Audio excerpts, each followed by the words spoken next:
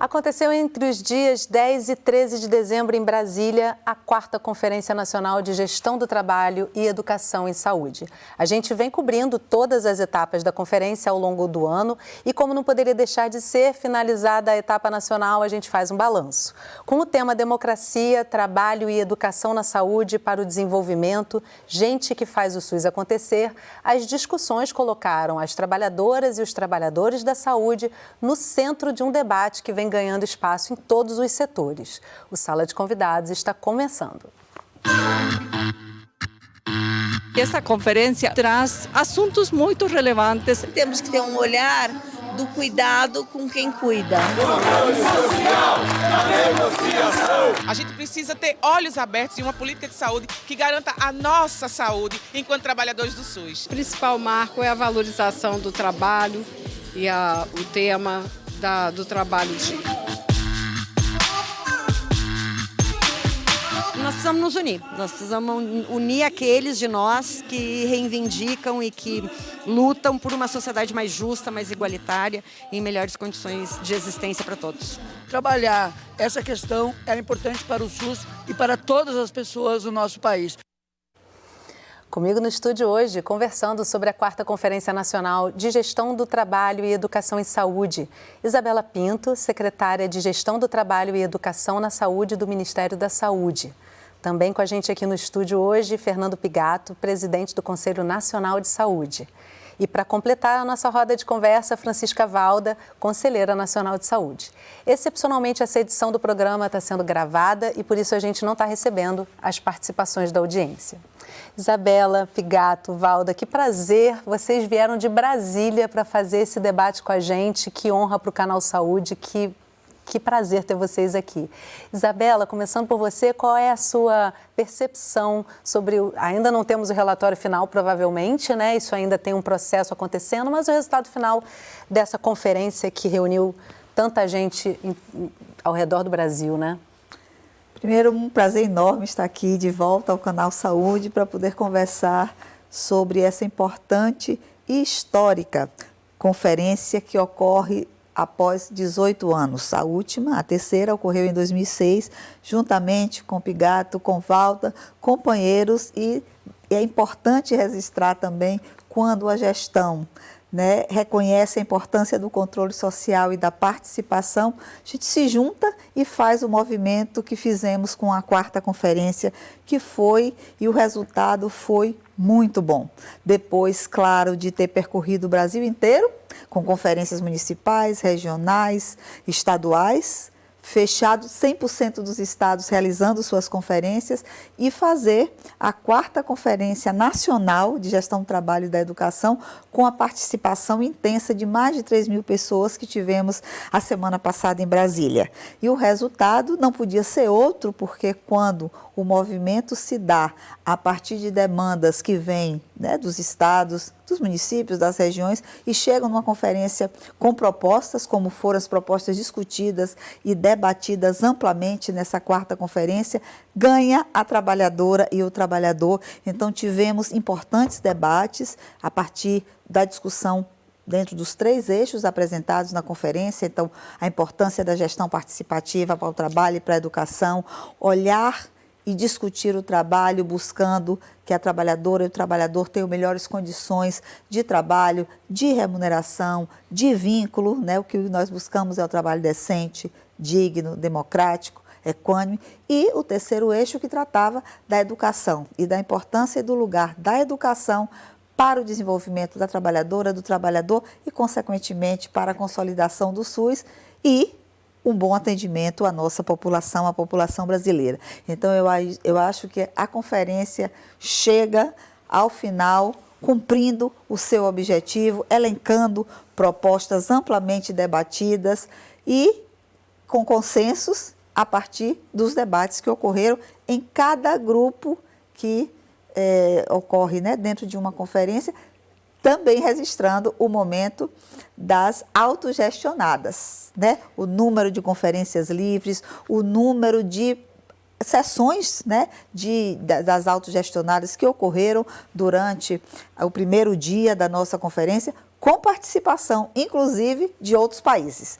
E isso foi fantástico, poder identificar as convergências entre uma pauta que hoje o mundo discute, que é o lugar da trabalhadora e do trabalhador. E vamos desenvolver mais ainda sobre esses temas todos, né, que apareceram na conferência. Pigato, já se viveu o tempo em que a gestão virava as costas para uma conferência, né? Como é que você percebe a importância disso tudo que a Isabela trouxe, né? Desse diálogo da gestão, o que não significa necessariamente que vão sempre concordar, né? Mas é um diálogo saudável e democrático. E o que muda numa conferência quando ela é feita com o envolvimento da gestão? Primeiro, eu queria dizer que é uma alegria muito grande poder estar aqui novamente, né, nos estúdios aqui do Canal Saúde. 30 anos do Canal Saúde, e eu acho que uma boa parte desse tempo a gente teve presente aqui, participando de vários programas, o Canal Saúde sempre acompanhando a gente, né, nas atividades do Conselho, não só as conferências, as reuniões do Conselho, enfim, isso é muito importante a gente registrar e agradecer.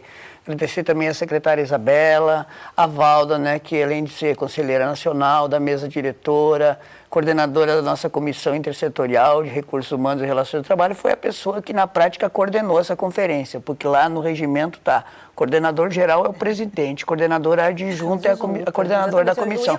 Mas eu vou falar aqui para, né, reconhecer, porque sempre é importante a gente reconhecer. Então, é muito legal e a gente sai dessa conferência, né, que foi um trabalho muito forte, porque foi um ano, desde a convocação em novembro de 2023, então foi intenso, mas foi fruto de uma decisão política que a gente tomou a partir de uma deliberação também que já vinha, né, da Conferência Nacional de Saúde. Então a gente convocou 2 conferências ao mesmo tempo, a 4ª Conferência Nacional de Gestão do Trabalho e Educação na Saúde e a 5ª Conferência Nacional de Saúde do Trabalhador e da Trabalhadora, que também está acontecendo, onde esta que conclui agora a etapa nacional é parte da que continua até agosto do próximo ano, e que eu já brinquei com o pessoal, como estou saindo da presidência do Conselho, né, nesta semana, vou receber o convite para assistir a conferência.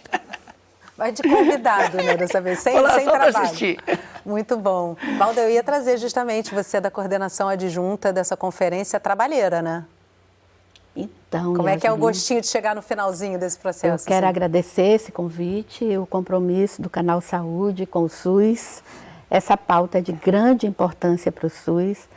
Eu estou aqui representando um conjunto de pessoas que trabalharam intensivamente da comissão organizadora da conferência, 20 conselheiras e conselheiros, e entre estas pessoas o trabalho de outras em comissões temáticas, né? Infraestrutura, comunicação, mobilização, saúde, relatoria, horticultura, né? Então foi assim um conjunto de pessoas que se debruçaram e trabalharam incansavelmente para que a gente desse conta, né? Porque foi um desafio, Isabela, quando nós conversávamos em outubro sobre essa conferência.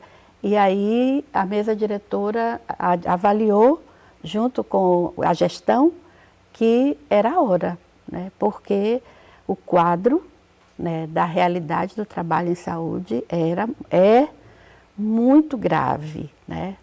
Nós temos problemas de jornadas extensivas. De desregulamentação mesmo, total, desregulamentação, né? Do trabalho, né? E também as terceirizações, que foi uma lei criada, e aí já ela se desdobrou para a quarteirização, para a PJ, né? E nessa situação, uma pesquisa levantou, realizada agora, no ano de 2024, que uma grande parte de trabalhadoras do SUS trabalham 80 horas semanais. A gente está num momento que o mundo inteiro discute redução de jornada. Isso, inclusive, põe em risco o atendimento que ele está fazendo, né? Põe em risco o atendimento, vai dar conta. Põe em risco, né, a saúde dessas trabalhadoras e trabalhadores, né? Tem uma estatística preocupante de mais de 30% de transtornos de doenças mentais, né, que é um caso grave. As pessoas têm insônia, né? Então, essa realidade de extrema exploração, de múltiplos vínculos empregatícios, né? E não é só isso, a gente encontrou um percentual menor de 3% acima de 80 horas de trabalho semanal. Nossa. Essa pessoa não tem vida. Então, não tem saúde, né? A realidade Também. foi, né, de uma sensibilidade, né, que teve da gestão com o controle social do SUS, no sentido de dizer, nós temos várias conferências propostas pela 17ª, temáticas, mas essas é prioritária agora. Nós temos que nos debruçar sobre essa. Foi uma decisão, como já foi dito pelos meus companheiros aqui, uma decisão política. E nós acertamos, porque nós descemos, foi uma descentralização, nós fomos às cidades de interior, no coração do Brasil, né, lá no meio das regiões da floresta amazônica, em todo canto, né, Isabela? E o resultado foi esse, né? Que nós tivemos. Que a gente vai... Eu vou trazer uma matéria, eu tenho um monte... Fiquei pensando aqui várias coisas super interessantes, né, do apanhado que vem dessa conferência, mas eu vou me segurar aqui para a gente trazer um resumo da etapa nacional da conferência, para quem está em casa entender do que a gente está falando aqui. Mais de 10 mil pessoas de todo o Brasil, representando vários segmentos da sociedade, se engajaram ao longo de um ano de etapas municipais, estaduais e distrital para chegar ao grande momento que foi a 4ª Conferência Nacional de Gestão do Trabalho e da Educação na Saúde. E isso depois de 18 anos da última edição da Conferência Nacional. No evento, mais de 3 mil pessoas, sendo eles pesquisadores, usuários do SUS, gestores e integrantes de movimentos sociais, passaram 4 dias discutindo os desafios do trabalho e da educação na saúde. Na região das Américas, nós temos muitos desafios e essa conferência, novamente, vai trazer, já traz, é um ano de trabalho, traz assuntos muito relevantes na gestão do trabalho, o trabalho digno, os contratos que não têm que ser precarizados, a educação, a importância da regulação, do investimento público e especialmente da saúde dos trabalhadores e das trabalhadoras. Já na cerimônia de abertura, as bandeiras davam o tom, ou melhor, o colorido da pluralidade da conferência.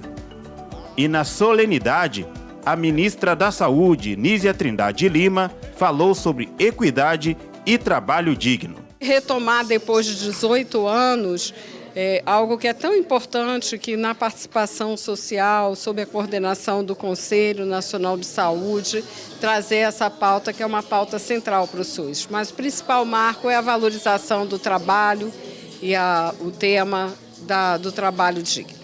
A ministra também pontuou sobre as relações de trabalho no mundo moderno. O desafio é, ao mesmo tempo, nós defendermos os princípios do SUS, mas conseguir falar, né, para esses novos tempos, para a juventude, para todas as questões que estão colocadas hoje. Os debates promovidos pela conferência seguiram 3 eixos centrais: democracia, controle social e o desafio da equidade na gestão participativa do trabalho e da educação em saúde; trabalho digno, decente, seguro, humanizado, equânime e democrático no SUS, uma agenda estratégica para o futuro do Brasil; e educação para o desenvolvimento do trabalho na produção da saúde e do cuidado das pessoas que fazem o SUS acontecer. A saúde da democracia para a democracia da saúde. E essa construção, ela aponta que agora tratamos das questões também da saúde do trabalhador e trabalhadora da saúde e depois amplamente vamos pensar de todos os trabalhadores e trabalhadoras. E nessa referência de que também temos que ter um olhar do cuidado com quem cuida. Além do debate político, a realização da conferência pretende também favorecer a valorização de trabalhadores e trabalhadoras da saúde, reafirmando a importância do SUS. Fazer essa conferência, Gestão do Trabalho e Educação na Saúde, não era somente algo para os profissionais de saúde, que às vezes podia parecer. Era importante, sim, porque Os profissionais de saúde se doaram vidas durante a pandemia da Covid-19. Mas trabalhar essa questão era importante para o SUS e para todas as pessoas do nosso país. Quando a gente passa a estudar, a se propor, a executar uma atividade de cuidar do outro no SUS, a gente precisa ter olhos abertos e uma política de saúde que garanta a nossa saúde enquanto trabalhadores do SUS. Nós estamos lutando nesta manhã, nesses 4 dias de conferência nacional, justamente para dar uma melhoria para o trabalhador. A oportunidade de poder conversar com pares, né, e retomar um pouco a saúde mental no espaço junto com a reforma sanitária. E viva o SUS! E viva o SUS! Viva o SUS! Pigato, a gente falava aqui, né, do cenário que a gente tem do mundo do trabalho em geral, né, de total exploração em termos de carga horária, em especial no âmbito da saúde, é extremamente preocupante. Se a gente comparar o cenário atual de momento de instituição do SUS, como é que vocês percebem, começando por você, Pigato, o que se transforma, né, e que a gente vê sendo discutido 18 anos depois da 3ª edição? A gente, conhecendo um pouco da história do SUS, que a gente não conhece toda, eu sempre brinco com o pessoal que eu cheguei no SUS, né, pelo menos na parte aí da questão do controle social, né, quando eu vim para o Conselho Nacional de Saúde no final de 2014, início de 2015. Eu acho que a gente tem que dar uma estudadinha, dar uma buscada para ver, para poder, inclusive, né, atuar, né, no cenário. E depois poder, inclusive, ser presidente do conselho. Então, isso exige um pouco da gente também.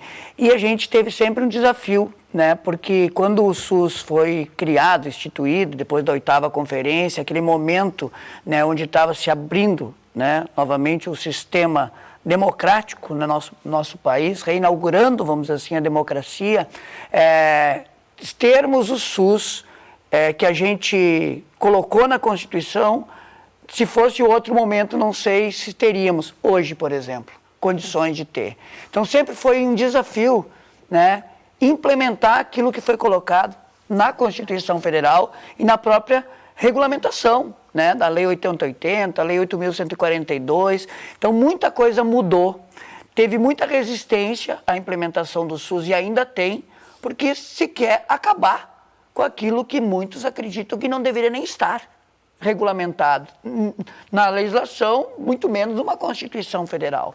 Então, realmente, muita coisa ainda é um desafio muito grande a gente fazer, implementar e ter uma conferência como essa, 18 anos depois de ter acontecido a anterior.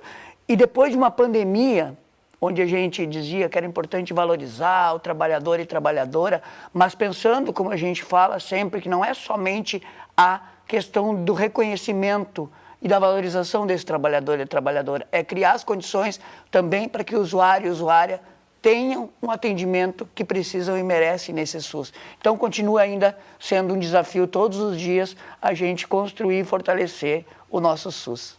Isabela, te deixando à vontade para comentar também sobre essa mesma questão, mas trazendo a fala da Socorro Gross, da OPAS, né? Ela fala que na região das Américas a gente tem muitos desafios especiais, específicos dessa região. O que caracteriza esses desafios e de que forma o controle social contribui e colabora com a gestão para que possam ser sanados? Bom, primeiro, o SUS está prestes a fazer 40 anos, né? E todo o desafio do SUS, inclusive, quando ele é implementado, é com a descentralização. Isso provoca um crescimento enorme do número de trabalhadores. Hoje nós temos quase 4 milhões de trabalhadores inseridos e fazendo esse SUS acontecer. Isso é uma dimensão importante. Quer dizer, quando você olha para esse universo, o grau de preocupação e o tamanho dos desafios aumentam muito. E, claro, que nesses quase 40 anos nós sofremos intensas transformações no mundo do trabalho. E isso reflete também, né, no mundo do trabalho e saúde. E com todas essas questões colocadas, e essa que você menciona, que não é só do Brasil, mas que ultrapassam, né, as fronteiras brasileiras e atingem a outros países, que é a força de trabalho em saúde. A questão das migrações, da perda de profissionais, principalmente quando nós comparamos os países mais pobres com os países mais ricos. Isso a pandemia acelerou, né, e expandiu esse problema.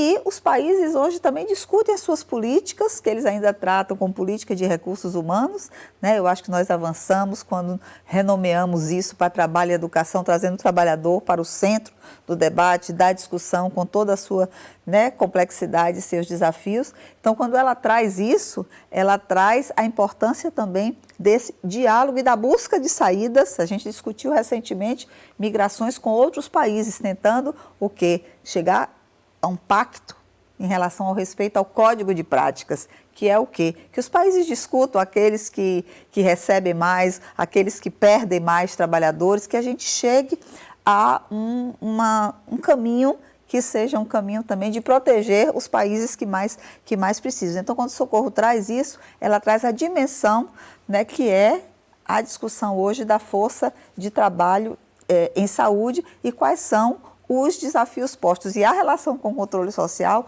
e não à toa, né, Pigato e Valda, que ano passado, esse ano ainda, em maio, na Assembleia Mundial, se aprovou uma resolução de participação. Então, o Brasil ensina a outros países como é a atuação do controle social num país onde o Conselho Nacional de Saúde tem um papel deliberativo frente às políticas de saúde e mostra como nós tivemos aqui, no exemplo dessa conferência, aqueles que vieram do México, do Chile, da Argentina, participar dessa conferência, ficaram assim, impressionados mesmo com um evento desse tamanho, com uma discussão, com participação dos movimentos sociais, dos usuários, trabalhadoras e trabalhadores e a gestão, e dialogando com o controle social e buscando, né, o melhor caminho para enfrentar toda essa modificação no mundo do trabalho, essa fragilidade que hoje a gente vive. E como é bom ver mais cabeças pensando, né, Valda? A gente conversava aqui antes de começar o programa sobre esse momento de discussão da jornada 6x1,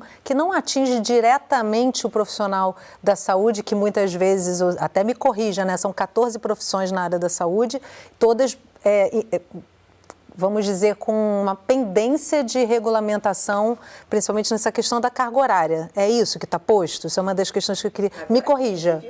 Agora 15, porque a profissão de sanitarista ela foi regulamentada. Olha isso, agora muito boa lembrança. E aí, Valda, assim, como é que a gente pode ver esse momento em que está posto, né? Que não só, que todos os profissionais, por conta da reforma trabalhista que retrocedeu muitos direitos, né?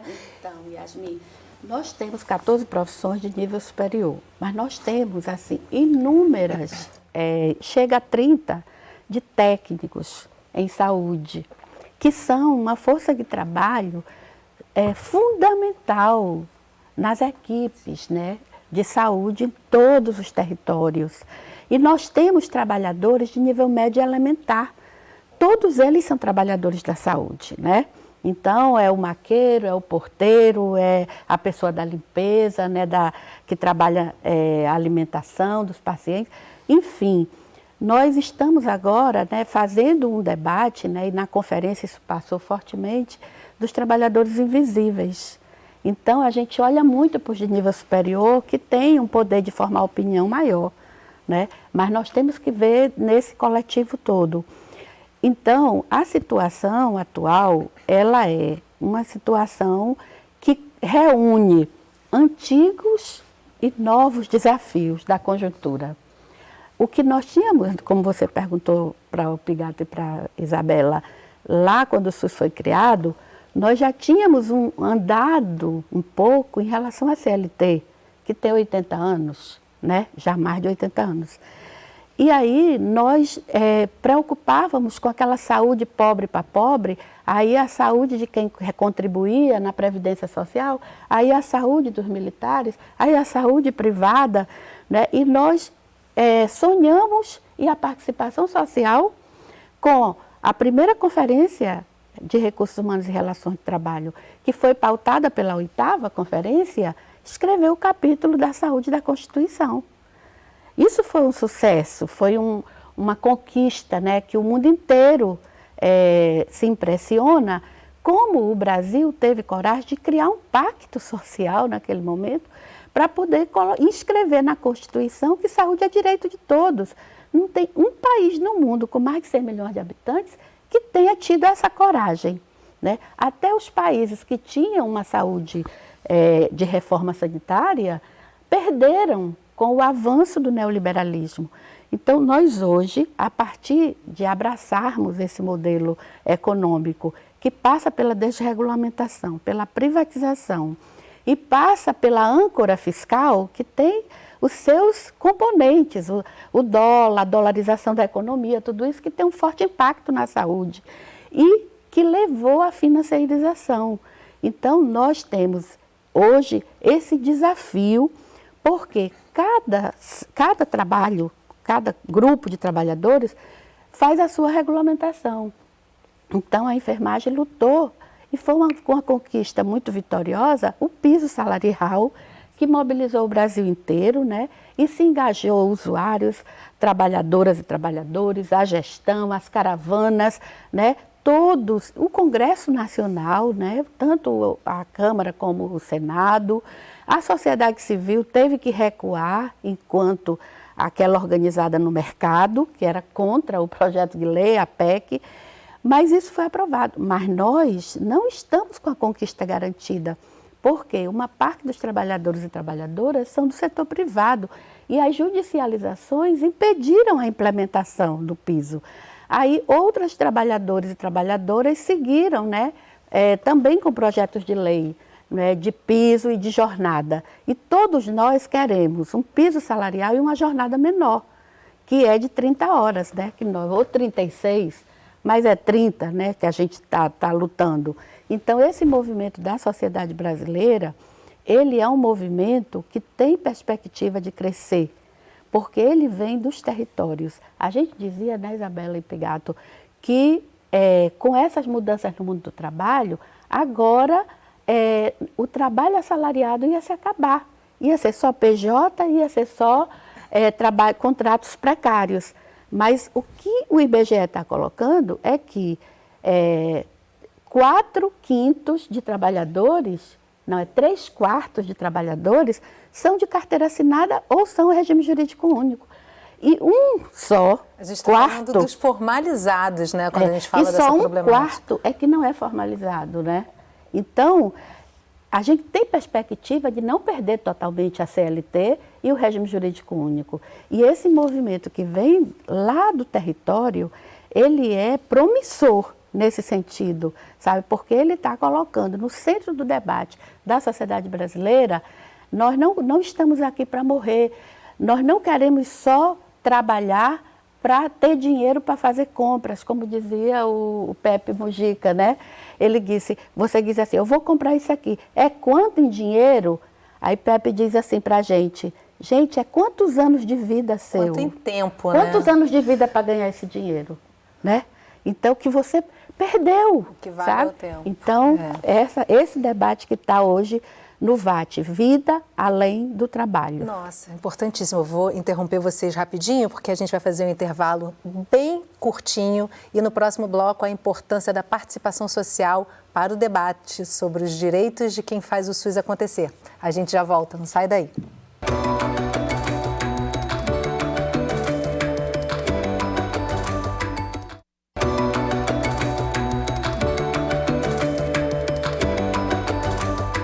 O Sala de Convidados está de volta conversando sobre a 4ª Conferência Nacional de Gestão do Trabalho e Educação em Saúde. Comigo no estúdio para essa conversa, Isabela Pinto, secretária de Gestão do Trabalho e Educação na Saúde do Ministério da Saúde. Também com a gente aqui hoje, Fernando Pigato, presidente do Conselho Nacional de Saúde. E para completar essa roda de conversa, Francisca Valda, conselheira nacional de saúde. Excepcionalmente hoje, essa edição do programa está sendo gravada e por isso a gente não está recebendo participações da audiência. Caravanas de participação social vindas de todo o país coloriram a 4ª Conferência Nacional de Gestão do Trabalho e Educação em Saúde.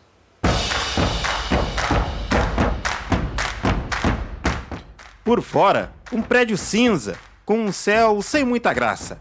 Mas por dentro, um mosaico de cores, etnias, vozes e ideias que se uniram em prol de um ideal: fortalecer e valorizar o Sistema Único de Saúde.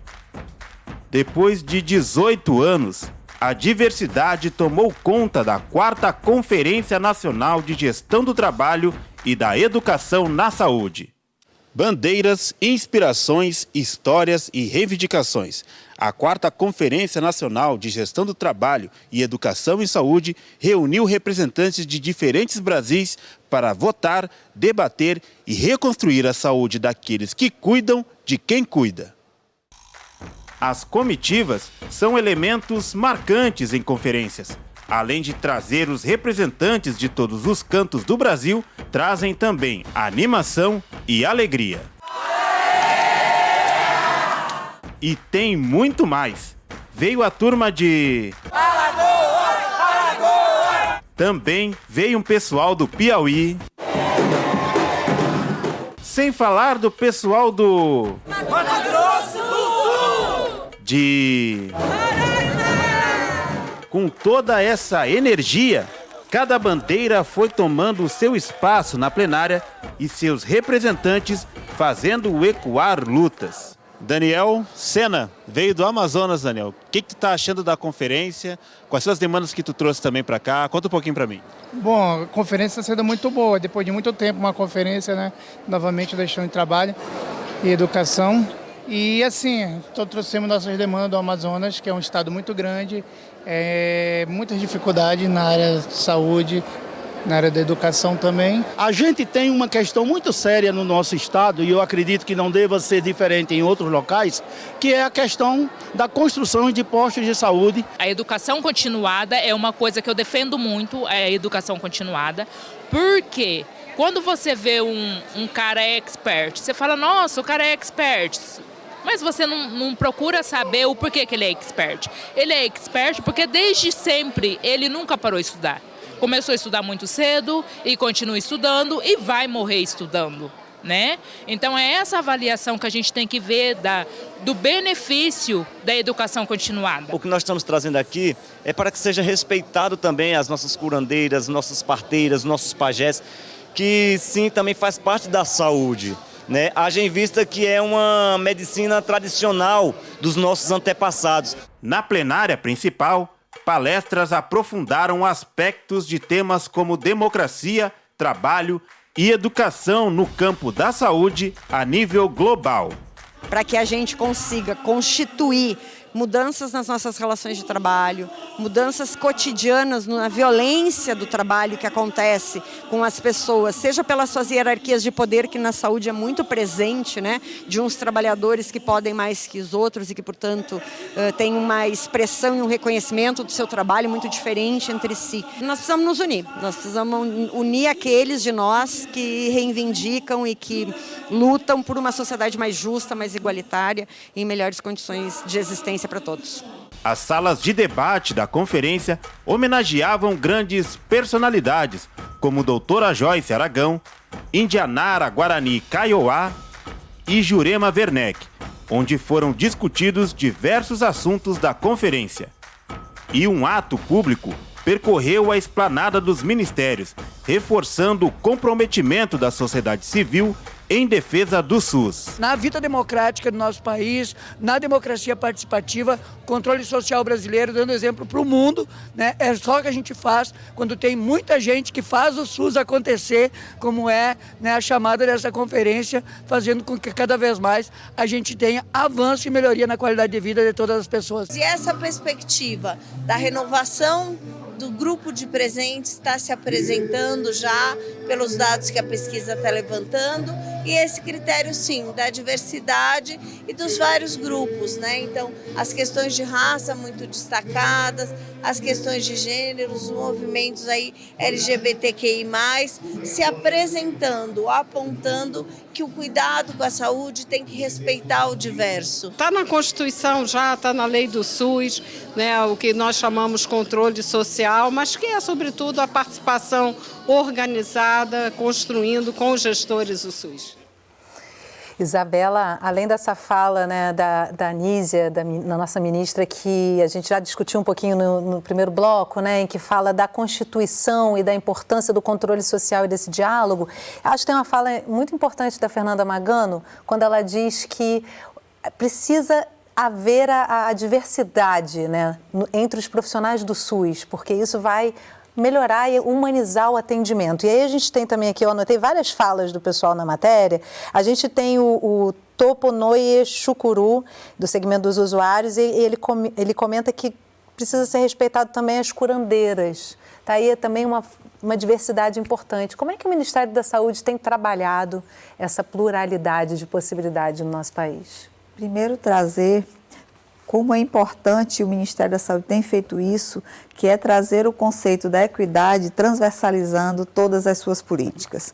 Eu acho que isso, né, quando a ministra reforça a importância dessa participação e da inclusão, né, incluir o diverso e entender a importância, e não à toa que nós, o ano passado, lançamos o Programa Nacional de Equidade de Gênero, Raça, Etnia e Valorização das Trabalhadoras e dos Trabalhadores do SUS. Da mesma forma, a incorporação dos diferentes saberes, como você menciona aí, e da importância de cada trabalhador. E para nós, é importante também colocar que trabalhadores da saúde são todos aqueles que fazem esse SUS acontecer, dentro das unidades e fora delas, nas comunidades, como é um importante trabalho das parteiras, inclusive homenageadas durante a nossa conferência. Então, é entender que nós temos um conjunto grande de ocupações, um levantamento que nós fizemos para conhecer essa diversidade de ocupações,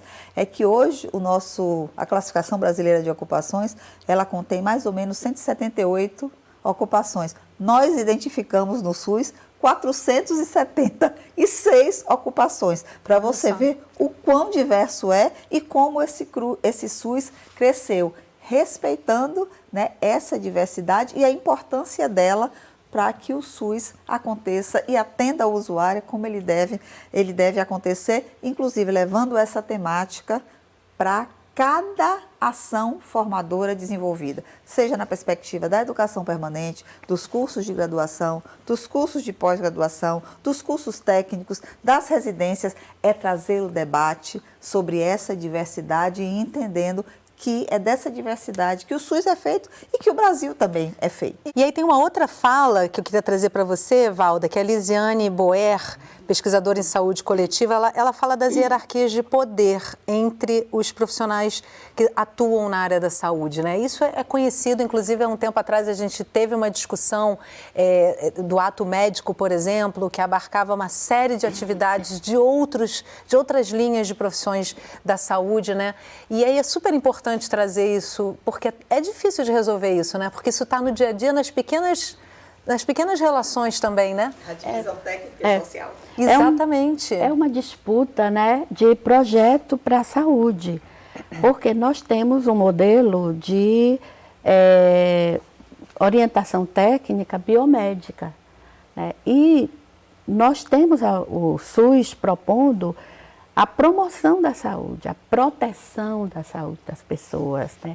Tratamento, recuperação, reabilitação, sim, na medida necessária da vida das pessoas, mas não que por omissão do Estado a gente tenha um problema multiplicado de adoecimentos, porque não funcionou a promoção da saúde no território. Então, nesse sentido, um modelo de promoção da saúde ele é mais horizontal, ele é menos verticalizado. Então, mas há uma disputa de poder ainda de manter. Nós temos visto aí, quando a gente consegue, numa legislação, avançar em relação a esse processo de trabalho horizontal, a gente vê conselhos profissionais aprovar normas infralegais que afrontam a Constituição e afrontam a legislação orgânica do SUS, né? Que é nesse sentido de manter essa hierarquia, né? Então, a gente está na conferência discutindo isso, a regulação do trabalho, a incorporação de conhecimentos, né, nessa divisão técnica do trabalho em saúde, né? Como isso a sociedade está requerendo, a questão da democracia nas relações de trabalho, né?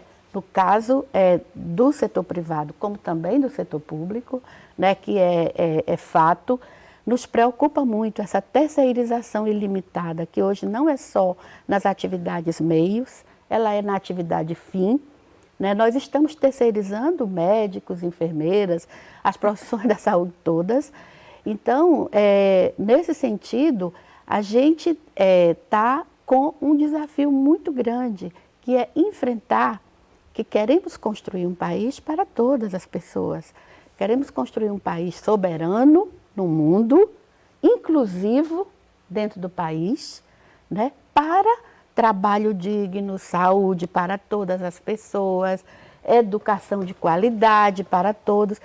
Um modelo de desenvolvimento humano, econômico, social, que promova crescimento econômico com distribuição de renda. Então, esse é o modelo que nós lutamos. E a conferência discutiu isso amplamente, né? Porque uma das barreiras para que consigamos leis de trabalho digno, de educação de qualidade, tem a ver com esse modelo do ajuste fiscal. Nós estamos discutindo e discutimos na conferência, queremos ajuste fiscal com responsabilidade social. Responsabilidade fiscal com responsabilidade social. Tem outros lugares para cortar, né? Por que tem que ser sempre saúde e educação? Tem que ser sempre o básico. Por que a gente tem que engolir seco, aguentar que o Banco Central coloca o juro nas alturas para abocanhar a maior parte do orçamento da União? Isso né? precisa ser dito, isso né, Valda? Precisa ser dito, porque a saúde é a primeira a perder, porque né? Aí tem que tirar da saúde, tem que tirar da educação, tem que tirar da assistência, né? Por quê? Porque você especulativamente agiu para subir juros. E é isso que a gente não pode hoje, enquanto profissional da saúde, dizer, não, isso é discussão para economista. Não, é discussão para toda a sociedade brasileira. É discussão para a sociedade, com certeza, né, Pigato? E aí entra nessa discussão também a mercantilização da saúde, né? Porque você, apesar de ter o SUS implementado no Brasil, você tem uma disputa por essa mercantilização que impacta diretamente na precarização desse profissional de saúde, do trabalho desse profissional de saúde, né? Sim, algo que a gente sempre tem debatido e na 17ª foi um debate também bem importante, que a gente estava numa luta, por exemplo, para terminar com a emenda constitucional 95, né, que logo depois do golpe de 2016, é isso que aconteceu, a gente cada vez mais está explícito para nós o que veio acontecendo no Brasil aí nos últimos anos, né, episódios inclusive que agora se revelam cada vez mais assombrosos, né, do que estava se tentando fazer nesse país, acabando com a democracia. Os resultados a gente está vendo alguns chegando agora, né? E a gente tem que falar disso, porque quando a gente diz que lá a 8ª conferência foi saúde e democracia e saúde, porque era na abertura democrática, nós tivemos aí a véspera de, né, ter, sim, um rompimento institucional, né, do Estado Democrático de Direito. E isso foi algo que veio sendo plantado e tentado muitas vezes, não foi um dia, um episódio, né, uma situação. Foi algo que vinha sendo, né, ali realmente tentado. E isso tem a ver com a questão econômica. Porque os grupos econômicos, né, que se organizam, inclusive para fazer da saúde mercadoria, né, são os grupos que dão sustentação para esse tipo de projeto. Não é algo separado, não, isso aqui tem a ver com a economia, como disse a Valda, isso aqui tem a ver com a política, isso aqui tem a ver... Não! Isso aqui é saúde, é outra coisa. Não, está tudo junto. E precisa começar a dar os nomes, né? Porque é o mercado, esse nome especulativo que ninguém sabe quem é, né? Mais, a mão invisível do mercado. Tem nome e sobrenome. A gente... Exatamente. E a gente sabe que tudo isso, quando vem esse tipo de movimento, quando se tenta, né, fazer com que haja maior distribuição de renda, maior justiça, né, social, no nosso país, e quando a gente tem, inclusive, a própria questão da disputa do orçamento feita no Congresso, quando tem que fazer dos cortes, a gente teve uma vitória muito grande, que isso é importante reconhecer. Tinha uma ameaça, mais uma vez, de se acabar com os pisos constitucionais de saúde e educação. Toda hora volta essa conversa. Toda hora vem essa ameaça. E a gente faz luta, a gente resiste e a gente está ganhando. Mas a gente não pode parar de lutar. Então a gente teve agora, né, algo que foi preservar esse recurso. Agora, da onde tem que tirar? a gente defende, foi aprovado moções na conferência, por exemplo, para que sim haja, né, enfim, a isenção para quem ganha até R$5.000, para que haja cobrança de quem ganha mais, né, que é importante a gente saber de onde vai tirar para poder cumprir com as obrigações que o Estado tem que garantir a saúde como direito, dever do Estado, direito das pessoas. Então, quer dizer, da onde vai sair? Se a gente não tiver, né, da onde sair, né, vão tentar tirar da gente mesmo. Então a gente não pode permitir isso. Então a conferência ela teve uma riqueza muito grande porque ela atuou na conjuntura. Ela não foi algo separado, algo que passou paralelo ao que estava acontecendo. Não, a gente vem nos processos de conferência acompanhando o cenário conjuntural do país. Não o que a gente aprova no pleno do Conselho, o que a gente debate lá com o Ministério, com as secretarias, o que a gente dialoga com os outros conselhos, com o sistema, com a rede de conselhos, né, com a sociedade como um todo. Não, a gente disputa dia a dia os rumos que a gente quer para esse país. Isso é muito importante, né, falar desse papel da conferência, porque a maior parte da população brasileira não entende o que acontece na aprovação de um orçamento, por que tira dinheiro da saúde e da educação, e existe toda uma narrativa colocada para convencimento de que não, é isso mesmo, não tem como ser diferente, né? Essa é a sustentabilidade. Então, a conferência também é um meio, né, secretária, de trazer a população ou representantes dessa população, e quando começa com os conselhos na base ali, distritais, e vão chegando, e dessa forma se faz a construção das políticas. E tudo isso para te colocar uma questão que eu acho que é muito básica num programa de balanço da conferência, né? É que saem, como o Pigato trouxe, né, moções, saem propostas de políticas, e essas propostas são encaminhadas para o Ministério da Saúde. Sim. E aí, quando chega lá, o que acontece? Para quem está assistindo a gente poder entender como é que é importante quando acontece uma conferência dessa, né? E eu queria começar colocando a importância da participação do usuário, né? E nós vimos muito nessa conferência, tinha um número grande, porque você sabe que tem a bancada, né, dos usuários, trabalhadores, gestores, mas eles colocaram isso. Foi também um processo de educação permanente importantíssimo para que eles nos ajudem e fortaleçam essa luta, para que eles entendam o lugar da gestão do trabalho e da educação para a atuação daquele trabalhador que vai atender ele, que vai atuar no cuidado. E isso eu acho dele em algum exatamente. Momento, né? E isso foi muito bonito de ver no movimento dessa conferência, que ao seu final e constando no relatório, além das propostas aprovadas, você tem as moções, né, de apelo, de apoio e de repúdio, né? E aí o que é que chega, quando chega o relatório no Ministério da Saúde? Eu costumo dizer, e disse lá na conferência, que um movimento como esse também ajuda o processo de tornar legal o que é legítimo. Eu acho que a força de uma conferência, um relatório produzido por uma conferência do tamanho que foi essa, né, desencadeada por um movimento nacional, fortalece para nós no Ministério nessa luta, né, que é uma luta da saúde, mas é uma luta da saúde também com outras pautas prioritárias que movimentos como esse fortalecem. Claro que os desafios são muitos, se você vê, tudo será possível fazer, né? Todas as demandas que vêm desse relatório serão atendidas imediatamente? Sabemos que não, né? Algumas com mais serão atendidas a um prazo mais curto, outras a médio prazo, outras a um prazo mais longo, mas tendo a direcionalidade de onde queremos chegar. Outras levam uma década e viram políticas, né? Como a política de assistência farmacêutica que saiu de uma conferência, né? Exatamente, eu acho que é isso.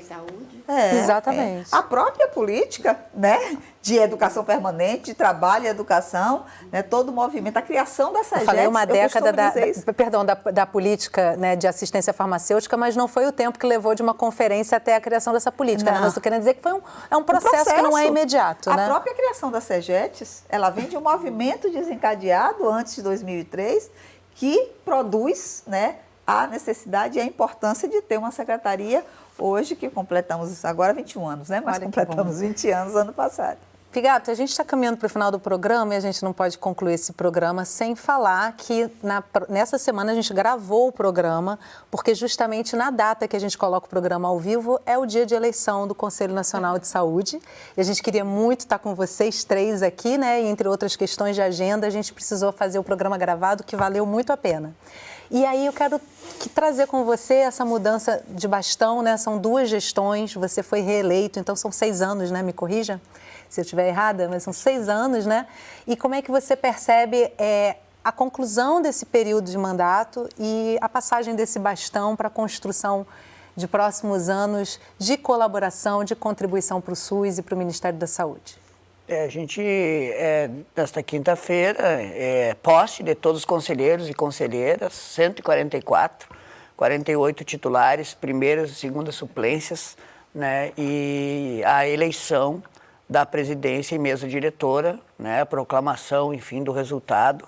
Na hora que este nosso programa estiver indo ao ar, nós estaremos lá, acho que quase anunciando já o resultado e proclamando quem se elegeu para a presidência. Quem quiser ver essa cobertura, o Canal Saúde vai estar cobrindo e a gente vai trazendo em Pauta na Saúde, pode assistir lá. É isso aí. E a gente conclui, obviamente, um ciclo, né?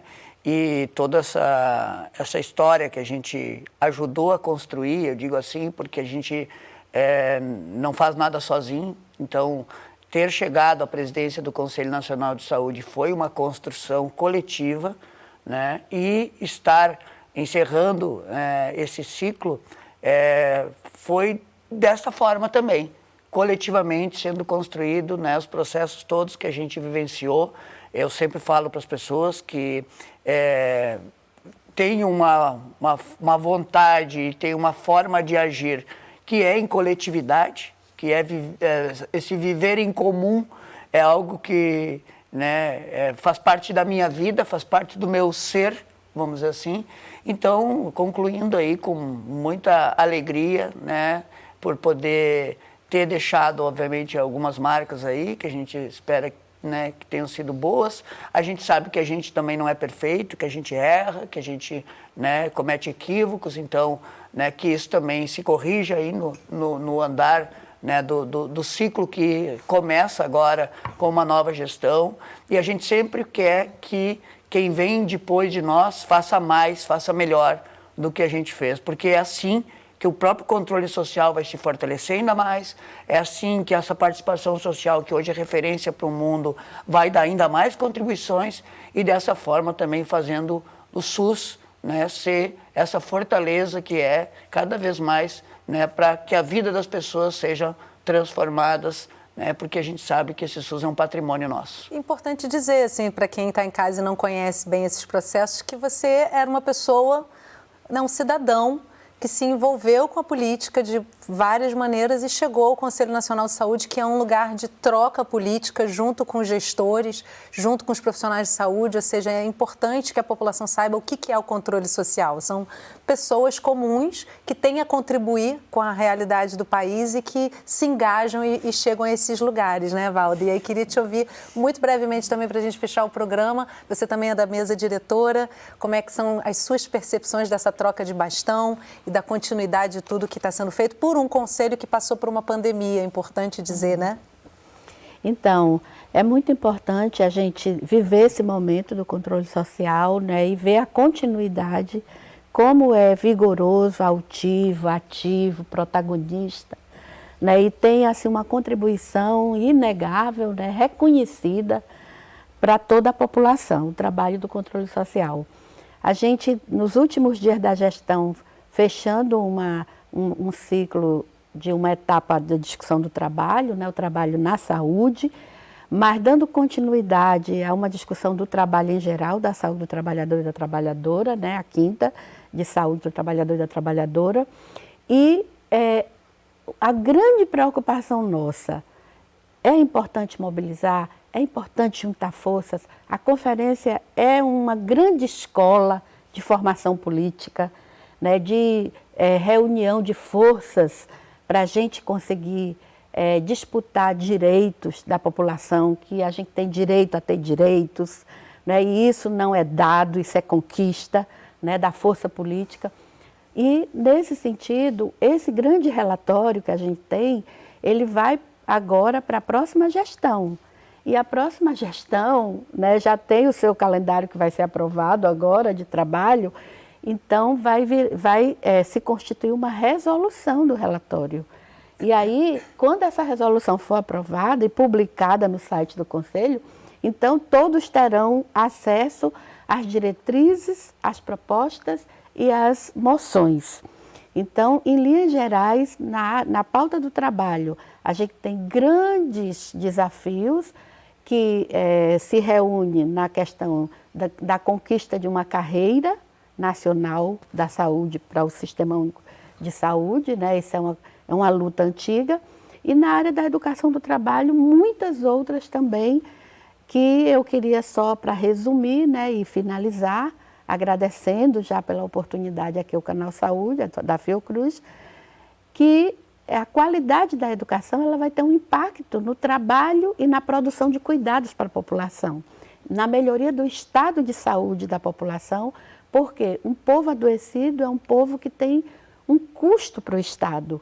Se a gente diminui esse custo com o adoecimento, é bom para todo mundo, né? Então, essa pauta do trabalho, ela tem um impacto no PIB, na economia, no crescimento da economia do país, né? E aí, a educação, ela também passou pela privatização e a gente está na luta aí com várias propostas e moções no sentido de formação de profissional de saúde é presencial. EAD diminui o custo da educação, né? Diminui o custo com docentes, é robô que dá aula, sabe? Mas não forma um profissional da saúde. Eu acho importantíssimo a gente fechar o programa com isso, porque isso por si já merece um programa, né, Valda? Assim, é super importante essa discussão de EAD para profissionais de saúde, né, e tudo que está envolvido nela. A gente precisa encerrar o programa por hoje, mas quero agradecer muitíssimo. Eu sei que a agenda de vocês essa semana está super lotada, que vocês tomaram esse tempo para vir aqui para o nosso estúdio conversar sobre isso com a gente. Então, toda a nossa gratidão pela presença de vocês, por esse rico debate. Muito obrigada, Valda, Pigato, Isabela. Que prazer estar com vocês. Obrigada a vocês. E obrigada a você que acompanhou o programa de hoje aqui, ou pelo Canal Saúde, é um dos nossos canais parceiros. Se quiser compartilhar essa conversa, entra no site do Canal Saúde, você encontra lá um acervo com a nossa programação completa. E não esquece que toda semana a gente tem um assunto relevante para dividir com você, então não vai perder o nosso próximo programa. Canal Saúde, há 30 anos construindo cidadania. A gente se vê.